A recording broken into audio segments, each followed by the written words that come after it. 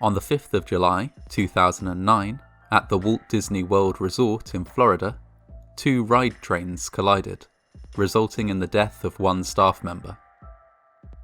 This fatal crash, however, did not take place on a roller coaster or other thrill ride, but instead on the resort's monorail system, designed to transport guests around and between the parks.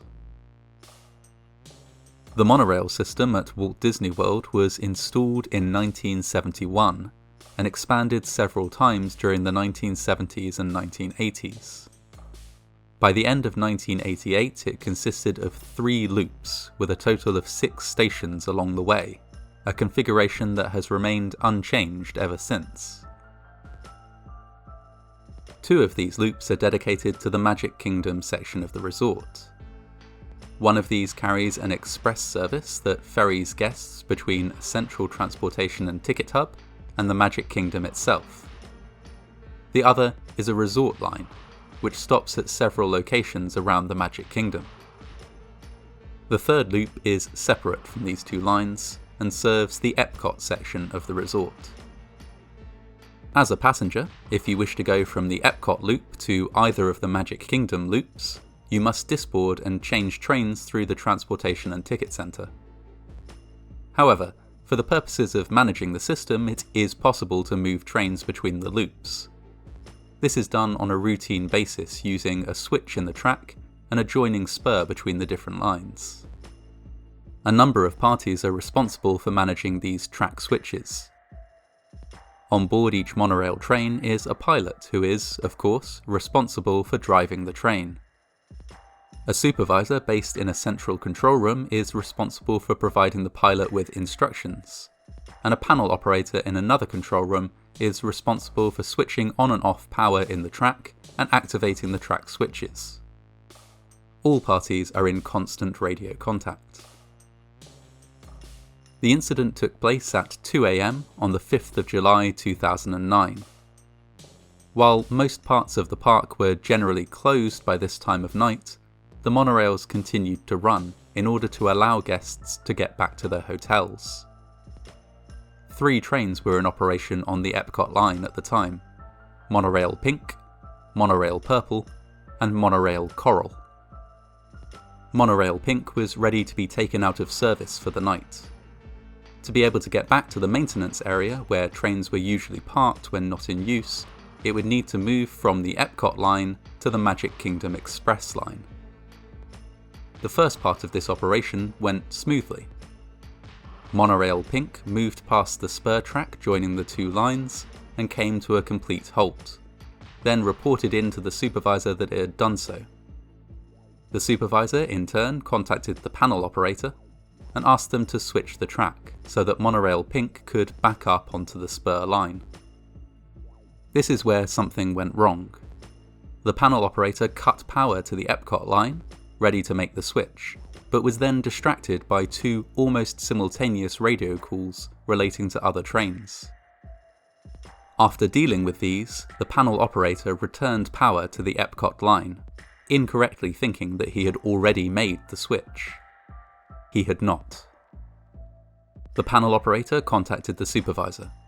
The supervisor contacted Monorail Pink and cleared the pilot to back up onto the spur line. The pilot of Monorail Pink began to back up. Of course, since the track had not actually been switched, the train didn't back up onto the spur track, but instead moved back along the Epcot line. Running along the Epcot line in a conflicting direction was Monorail Purple, which had a single pilot and 6 passengers on board. The pilot of this train would not have had long to react, but in the few moments he did have, he put the train into reverse. His final act was clearly intended to protect the passengers on board from danger. At 2 AM, the trains collided and came to a halt, partially inside the Ticket and Transportation Centre. The rearmost cab of Monorail Pink and the front cab of Monorail Purple were crushed and entangled, trapping the pilot of Monorail Purple. Despite the best efforts of passengers and staff, he could not be saved. The victim of this incident was 21-year-old Austin Wenenberg. He was a popular and well-liked young man, described by those who knew him as a genius and a perfect son.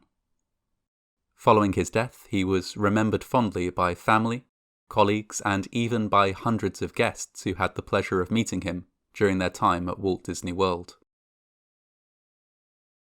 Disney were quick to determine that no part of the ride system was malfunctioning. The monorail was up and running again the very next day, even as an investigation took place. The National Transportation Safety Board compiled a report noting that there were many things which could, and perhaps should, have prevented the collision.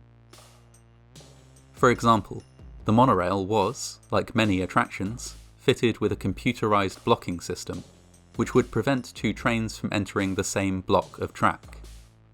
However, this system routinely had to be deactivated when reversing a train onto the spur track between loops, and so could not prevent this accident from taking place.